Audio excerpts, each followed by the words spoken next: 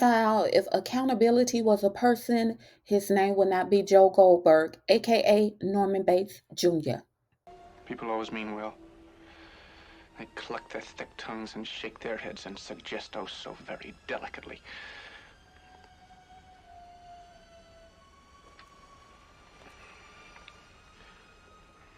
Of course, I've suggested it myself.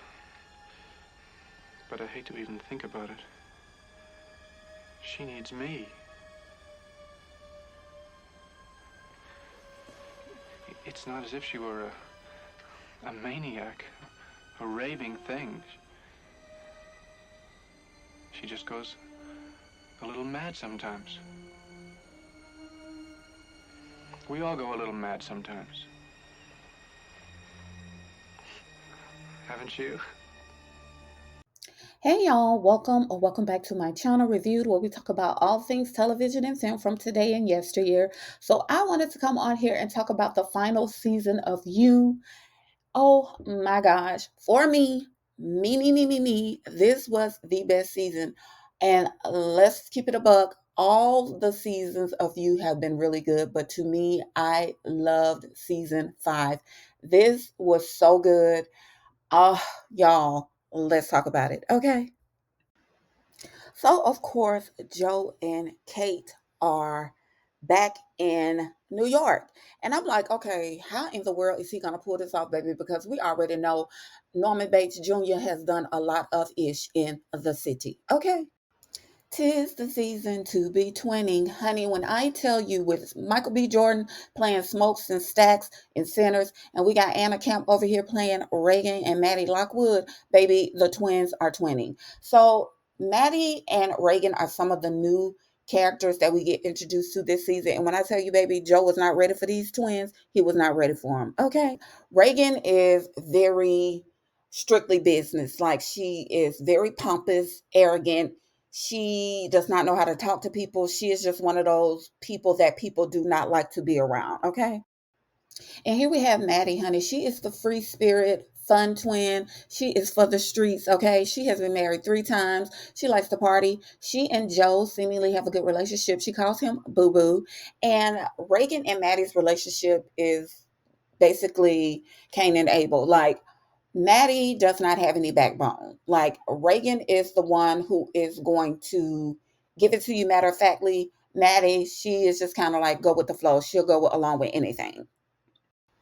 And here we have Teddy Lockwood, aka Kate, Maddie, and Reagan's half brother, because the daddy was creepy with the maid.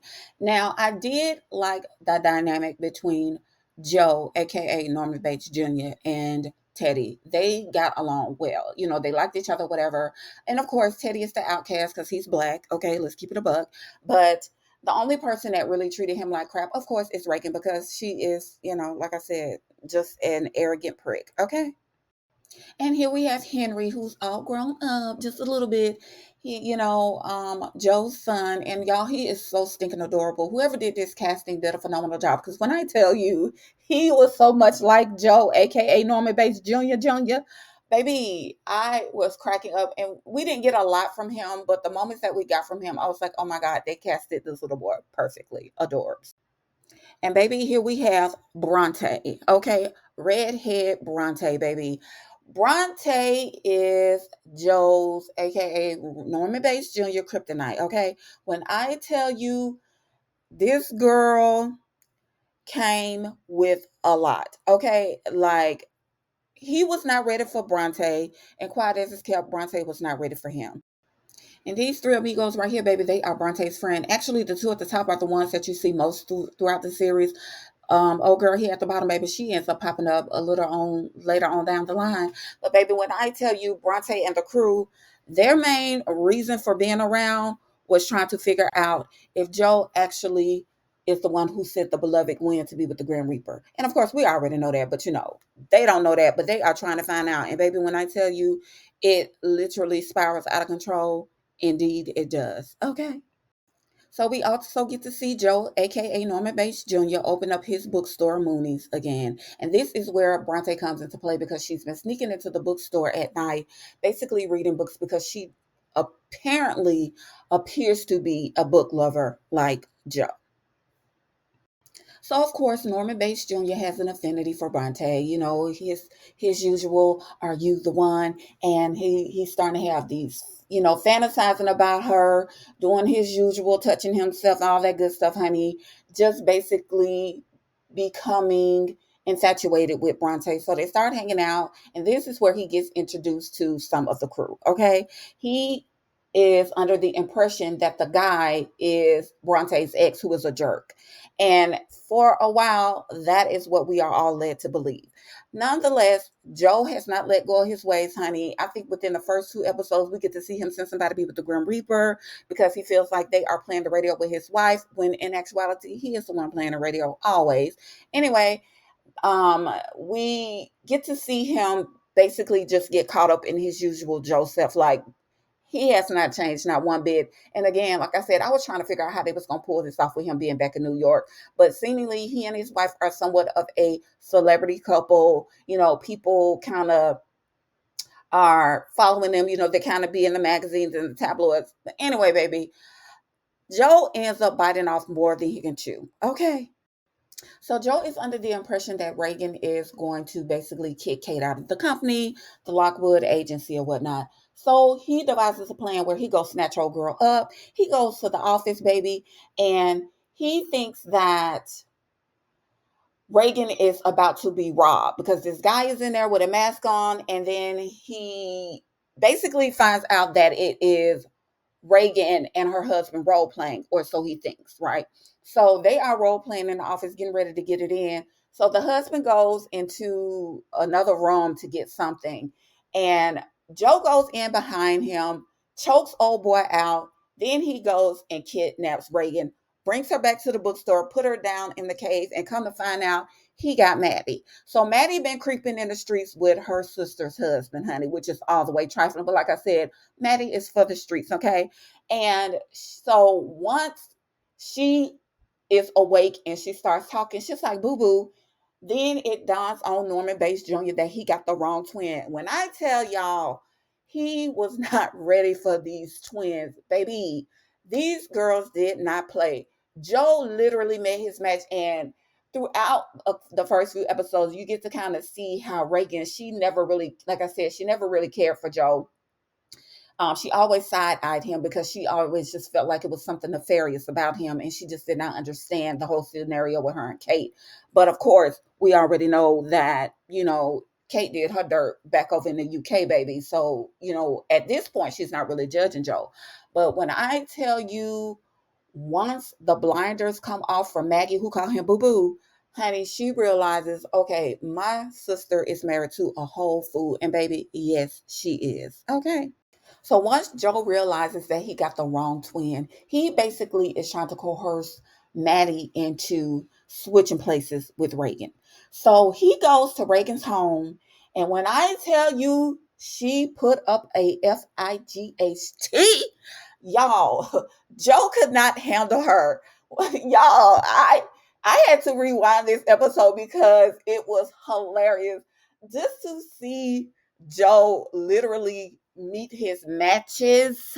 I have to put an S on that because she's not the only one that's gonna give him a run for his money. Like Joe literally, it was almost like, what are you doing? Because we are so used to him being, I guess, charismatic and smart and just kind of, taking his time, making his moves. But this one, he just kind of, he got ahead of himself so many times. And I was like, oh my God, sir is messing up every turn. He is messing up. And this is so not Joe. But baby, once once he and Reagan started tussling and Reagan pulled that mask off his face, just like, you mother effer, I knew you was crazy. I knew my sister married a fool. He right here, I was like, oh my God, it is over. It was so many moments in this season where I was like, oh, he about to go to jail. He about to go to jail, or he about to get unalive. Like somebody about to send him to be the Grim Reaper because he put himself in so many conundrums. I was like, ain't no way he is gonna get out of this, like at all. Honey, when I tell you Reagan put up a fight, she put up a fight. She was not about to let Norman Bates Jr. take her out. But ultimately, he ends up popping her in the back of her head and snatching her behind right on up. Okay. So, like I said, Joe was already in Maddie's ear about switching places with Reagan. He brings Reagan back to the bookstore, puts her in a cave with Maddie, and baby, these two have what I would not definitely call a heart to heart. Okay, again, like I said, Reagan is just one of those women. She say what she feels. She don't tell you what you want to hear. She just a straight shooter. She's gonna say what she want to say and don't care about your feelings, not even later. You understand what I'm saying? Like Maddie, again, she just didn't have a backbone. And I think she's just such a soft person. She literally would let Reagan talk to her at the side of her neck. And, Joe told Maddie, he was like, she thinks less of you. She don't think that you're equal to her. She thinks you're better than her. She thinks she's better than you. He put all this stuff in her head. In actuality, it was true. And so when Maddie tried to talk to Reagan, it was like, Joe's crazy. He wants me to take your place. He thinks that I could, pretend to be you because he knows what you're trying to do. You're trying to push Kate out the company and this and that and the third. And honey, Reagan was like, girl, please, you could never be me. Honey, you could never, not even in your dreams, just basically letting her know, like, I'm that girl and you are not, and you will never be. Even if you pretend to be me, you won't be that girl. And mind you, I forgot to mention that Maddie she has to take insulin shots or whatnot. So at this point, Joe, he does supply her with her medication because again, Joe thinking he kidnapped Reagan and he ended up having Maddie. Anyway, she has her insulin shot there. And after Reagan is sitting here talking out the side of her neck and talking down to her, Maddie cannot believe that these words are actually coming out of her sister's mouth, which to me, honey, is no surprise because your sister was a piece of work, okay? Like, girl, please. But it hurt her nonetheless. And all these things that her sister is saying to her topped off with the things that Joe already said to Maddie, like, girl, you need to stand up to your sister. She is not here for you. She thinks she's better than you, whatever. All those things come into play. And ultimately, Maddie ends up taking the bait.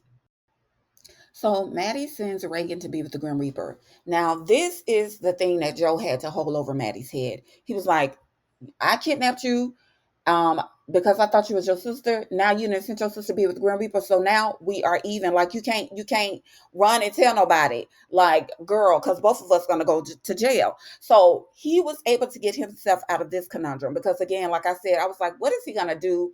These twins know that he's crazy. Um, you know, they are his wife's siblings. Like, what are you going to do, Joe? But now we see how he was able to manipulate Maddie into basically being a pawn in his game. Now, the thing is, when Maddie takes over Reagan's life, it is a adjustment for her because again, Reagan was very stern, very narcissistic, just all about her. She didn't care about other people's feelings. She talked down to her daughter, she talked down to her husband. And so it was very hard for her to become Reagan because Maddie was actually in love with Reagan's husband, and come to find out, Reagan's husband was in love with Maddie as well. So, honey, once things started to unravel for Joe, it just kept falling apart. Like, I did not see any end in sight for him.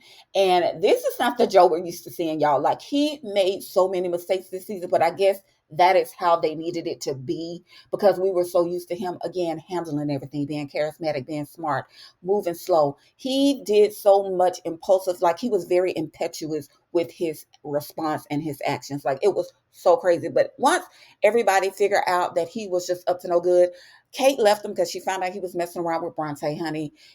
Again, that was his kryptonite this season. So he is all in love with Bronte. Teddy finds out, Kate ends up confessing to Teddy all the things that she knew about Joe and the things that he did. So, baby, they had to get security because Kate ended up taking Henry, Joe's son. She was like, he deserves better than this. He don't need to be around you, da da da da da. So they had security, and Joe really wanted to see his son. And as unhinged as Joe is, he really loved that kid. He really, really did. I won't take that from him, but he just did not know how to be a father because he didn't know how to be a man. Like, his mom damaged him so much, and he didn't know how to control his urges. Like, his proclivities meant more to him than him trying to for real walk a straight path so he could be a good father and just be an overall good man for his kid. Like he didn't know how to let go of his proclivities. But anyway, at some point, he goes to try to see his son. They got security guards, whatever. So Joe is sending text messages to the guard. He ends up getting in the house. You can see Teddy here yielding a knife at him, like, "Look, I don't want no trouble. You need to leave."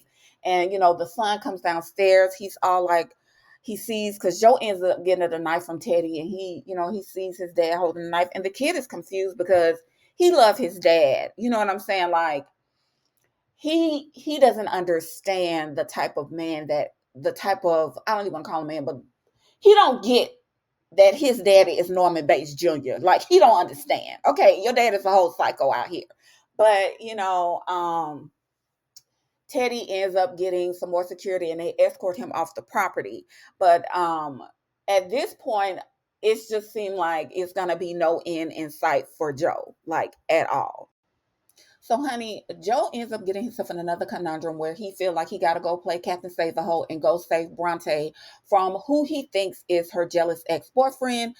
Ends up unaliving the guy, honey, and everything is caught on social media. So this is when he learns that Bronte's name really ain't Bronte, and that they were just basically trying to figure out who sent Gwen to be with the Grim Reaper, if Joe did it, aka Norman Bates Jr., or whatever. So all this stuff ends up happening, getting put on social media. They incorporated social media a lot this season, which was a brilliant thought because, honey, after everything happened with Joe and he sent old boy to be with the Grim Reaper, people are calling him out. He getting all this hate, got this big hate train going against him. He's psycho crazy. And, you know, um, maybe the couples that him and his wife put in that cave, they spoke out. They were talking about how crazy the ex-wife was and all these things. So Joe has to figure out how to turn this around. And I was trying to figure out how he was going to turn this around, honey, because you got caught on camera. Okay.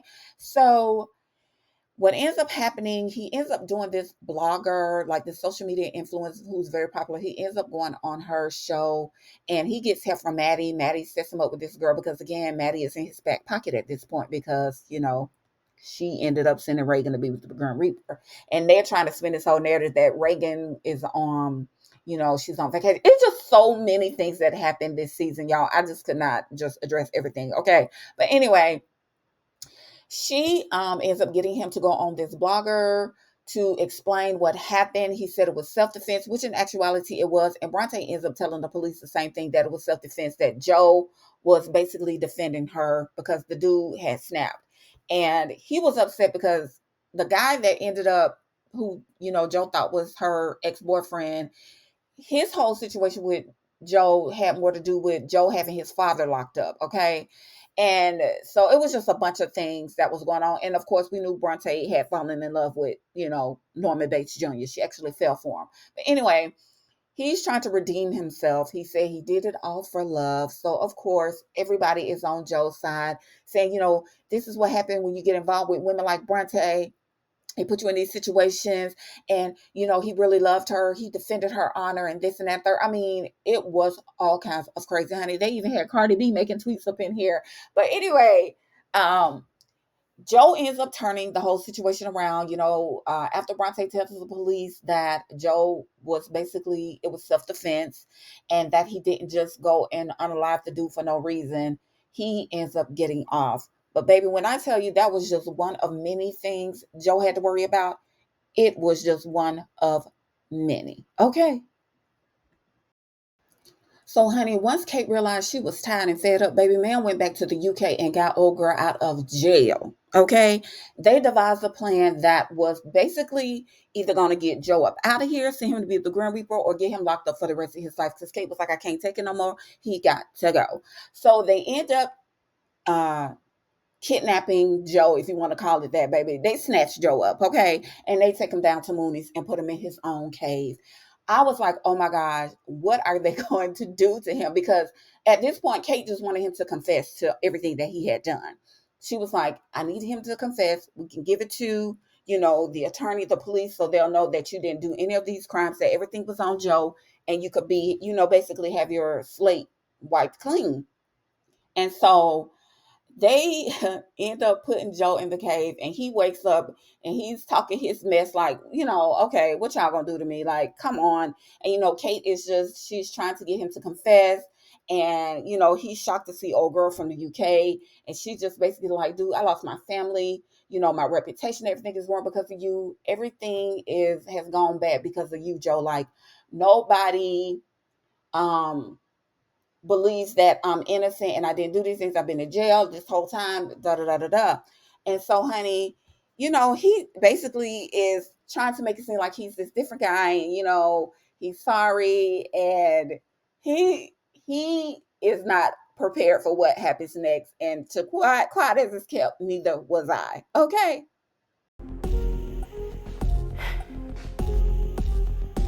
You should have killed me better, Joe.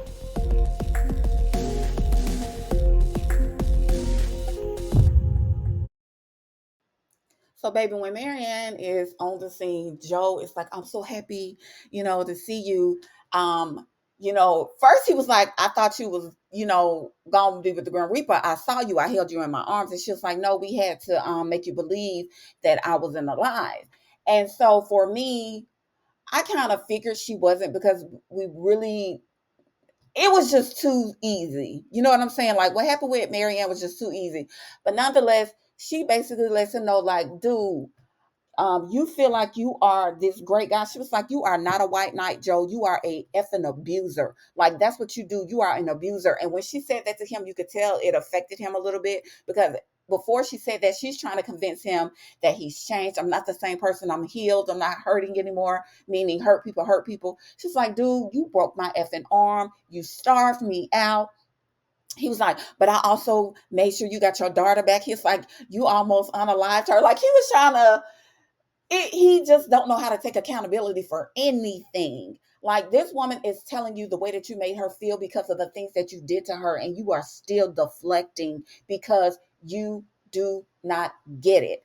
And she is like, my daughter is 14 now. I watch her move through this world, but at the same time, I am paranoid that she is going to run into a fool like you. Like, you have no idea how that makes me feel, that my daughter could potentially run into someone like you. She does not have that freedom. And like, she's like, I still don't have that freedom because I'm so concerned every time I look over my shoulder if another Norman Bates Jr. is going to pop up. And so she is fed up. She asks Kate, what are they going to do with him? At first they were planning on gassing him, and just letting him go that way. But again, like I said, Kate is just trying to get him to confess. And, Marianne, she's just like, she didn't care what they did with him, just basically get rid of him. And Joe, he is just like, come on, like, y'all might as well let me up out of here. Like, come on, he's trying to be his charismatic self, but of course ain't nobody trying to hear that. And honey, at the end of the day, Marianne was like, No matter what you do, you are going to fucking die in here.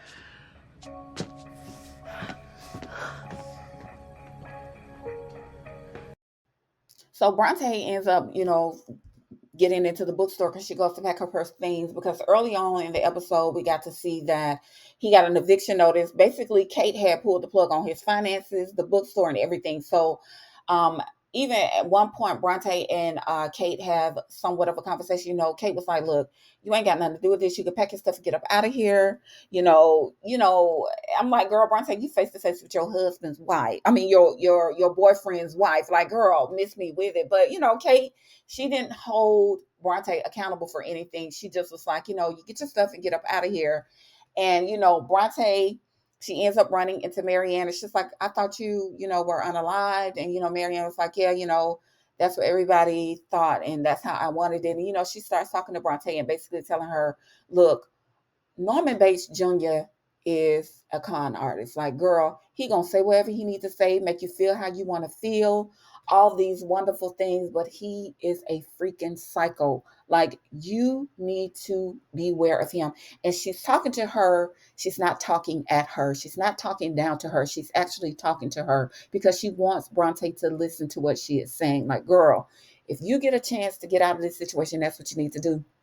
And at this point, Bronte is somewhat confused because she's looking at her like, girl, we heard so many things about you. But at the same time, since she sees that Marianne is alive, she's like, okay, so maybe Joe is not guilty of what happened with Gwen. All these things are going through Bronte's head. But, she does sit down and she listens to Marianne, and Marianne eventually leaves the doggone bookstore. So, honey, while all this is going on, Maddie, Maddie and her boyfriend, aka Reagan's husband, honey, they end up getting arrested. It was just so many things that unfolded. I'm telling you, this was a keep playing, keep watching type season. Like, I did not want to pause. I could not stop watching this season. But anyway, Maddie gets out. She makes a phone call to Teddy, and Teddy is telling her all the things that's going on. She's like, it's all Joe's fault. Norman Bates put us in this situation. He's got to go. It's time to burn it down. And, Teddy's like, girl, what is you doing, honey? So Maddie goes to the bookstore and she lights it on fire, not knowing that Kate is in the basement with Joe. Okay, like she has no clue. At this point, I guess Marianne left as well, because when she sets it on fire, baby, she's like, burn, baby, burn. Joe is talking to Maddie. He's like, Kate downstairs. She's like, I don't believe you.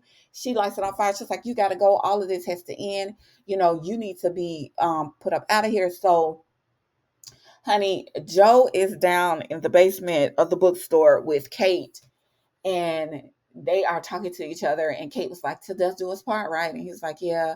And, they are both kind of like laughing at the fact that they are about to be with the Grim Reaper, go see the Grim Reaper together, seemingly.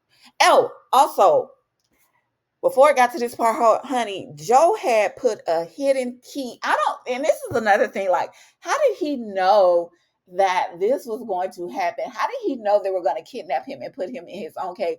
This fool had a whole key that he put into his arm. He bit it out, you guys, and unlocked the freaking cave to let himself out. Like, how did this fool know this was going to happen? Like, come on. But anyway, that is how he ended up getting out of the cave. That's how he ended up going up the stairs and talking to Maddie, trying to stop her from burn, baby, burn. Okay. So they are laying on the ground and they are having a conversation, and Kate gets him to confess to unaliving his ex-wife, baby. He was like, I set the fire. I poisoned her, and she recorded it, and she sends the text to the girl from the UK. I can't get her name, but y'all know who I'm talking about. She sends it. She's like, oh, Gary, she'll get this to the police. And baby, as soon as that happens, here come Bronte in her red hair to help get Joe up out of the burning building. Not only does she get him out of the burning building, she seemingly leaves Kate there. And honey, he proposes to Bronte.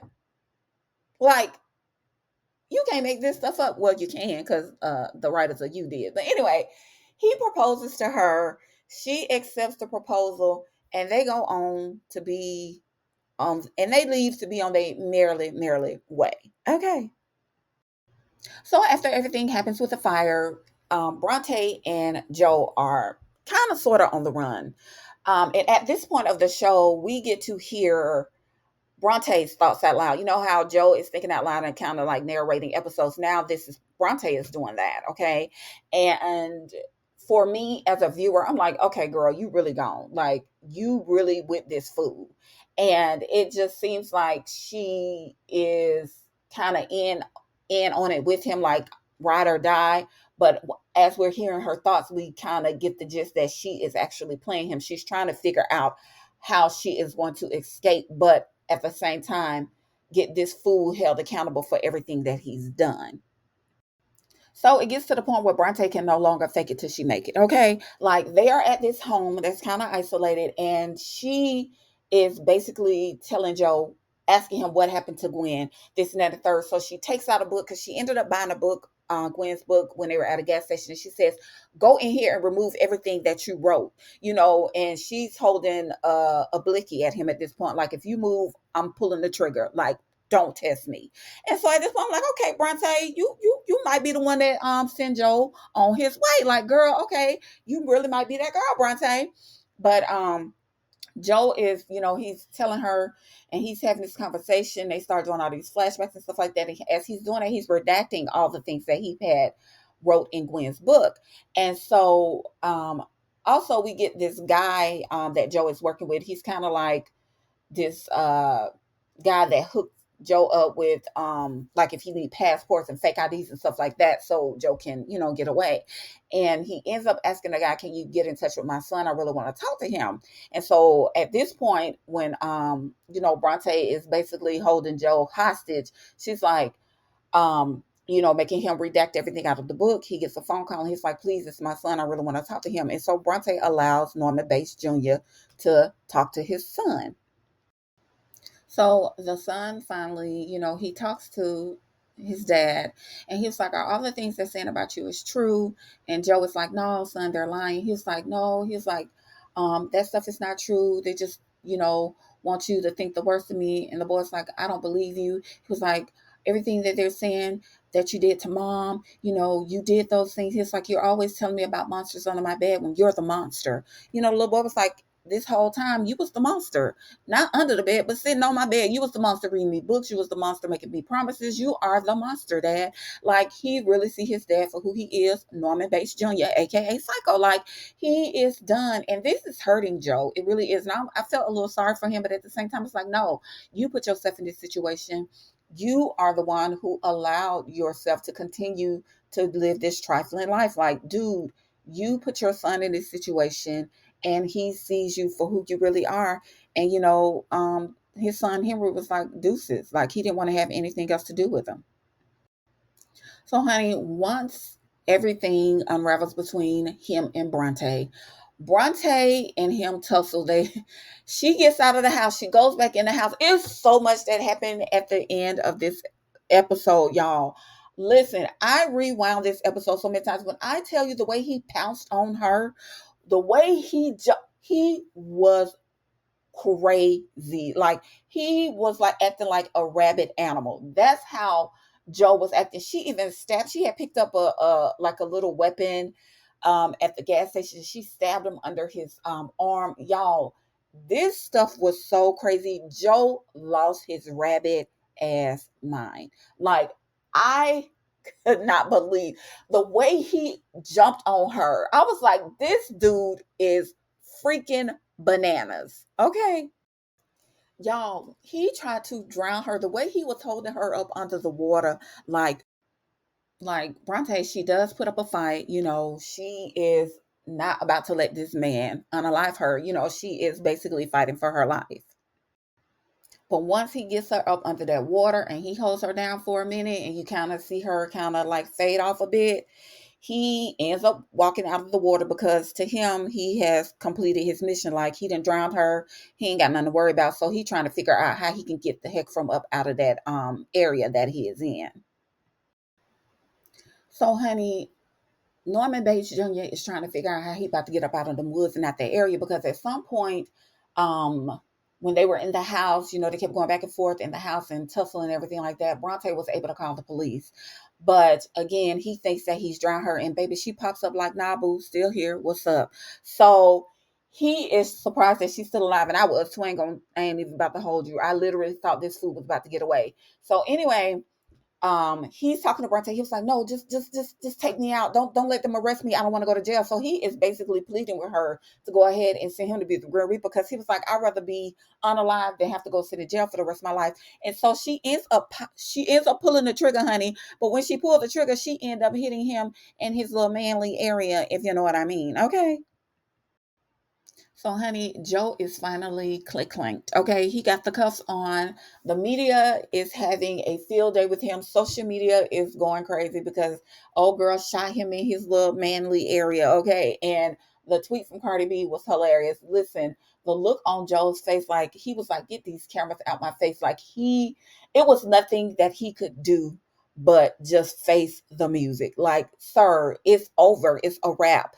Y'all, I was like, please tell me this fool is not about to figure out how to get out of these handcuffs and run and end up getting pow pow by the popo. Like, I was so glad that he got arrested and that he gets to live to see his fate. Like, he got to face what he has done. Like, all of this is because Joe could not sit down. Like he just could not be still. Like he had got afforded so many opportunities to basically turn his life over. Like how many, this man literally was a psycho. He was a serial unaliver.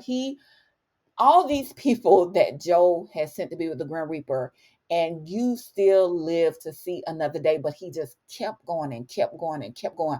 Mind you, I enjoyed it. Okay, like I'm not gonna hold you. I enjoyed it, but it was just like, when is enough enough? Like you had a chance to kind of redo everything. The fact that she was even able to go back to New York, sir, after everything, and here you are, a mess.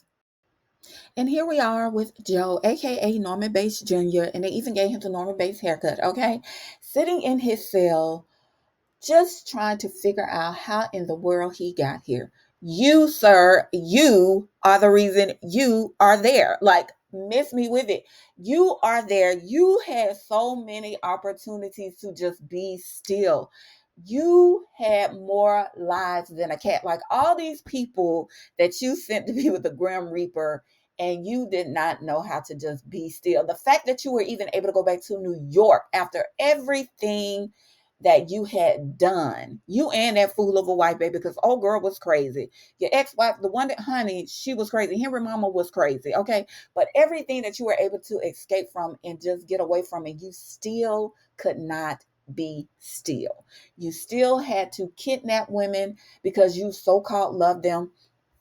No, like, you can't even feel sorry for him. Joe got exactly what was coming to him, and he better be glad he still has breath in his body. Like, oh my God, the fact that this man was able to get away with so much, but it just was not enough.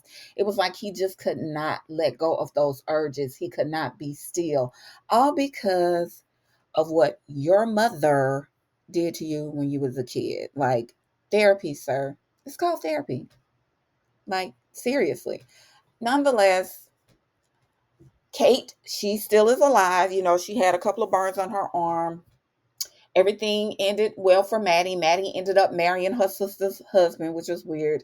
And they ended up having another baby, because we also learned that Maddie was Reagan's surrogate, or whatever. But anyway, Teddy, he ended up being like, got a really high promotion in the company, the Lockwood agency, and Henry is still with Kate, which I was like, okay. But y'all, the fact that Joe is sitting in a cell for the rest of his life where everybody is still living their life and have their freedom,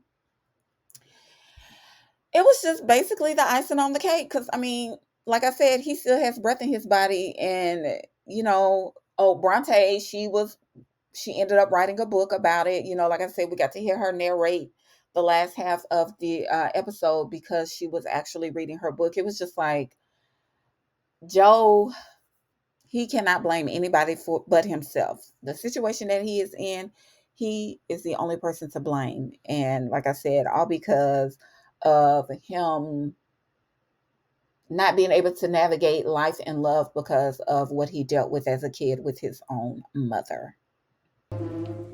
No, I tell you, no. I won't have you bringing strange young girls in for supper. By candlelight, I suppose, in the cheap erotic fashion of young men with cheap erotic minds. Mother, please. And then what? After supper, music? Whispers? Mother, she's just a stranger. She's hungry and it's raining out. Mother, she's just a stranger. As if men don't desire strangers. As if... Oh, I refuse to speak of disgusting things because they disgust me. You understand, boy? Go on, go tell her she'll not be appeasing her ugly appetite with my food, or my son. Or do I have to tell her because you don't have the guts? Huh, boy? You have the guts, boy? Shut up! Shut up! Well, that's all I have for you guys in this video. Please be sure to like, share, and subscribe to my channel. Thank you so much for watching. I really appreciate the support, and I will see you in the next one. Bye.